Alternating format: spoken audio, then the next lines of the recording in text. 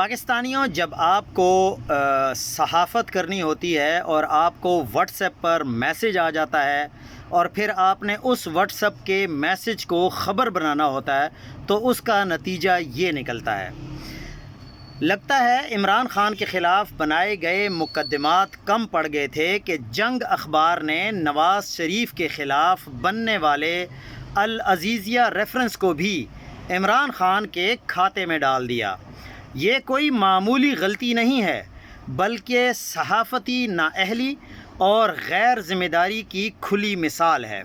اس ایک خبر نے جنگ گروپ اور انصار عباسی کی قابلیت اور تحقیقاتی صحافت کا پول کھول کر رکھ دیا ہے۔ جب خبریں رپورٹرز کی بجائے واٹس ایپ گروپس سے لی جائیں گی تو پھر نتائج ایسے ہی مضحکہ خیز نکلتے ہیں۔ اور یہ صرف جنگ اخبار اور اس انصار عباسی کا اسٹیبلشمنٹ کا صحافی ہونے کا تانا نہیں ہے۔ صرف آپ دیکھیں کہ باقی اخباروں نے بھی کیا کیا ہے۔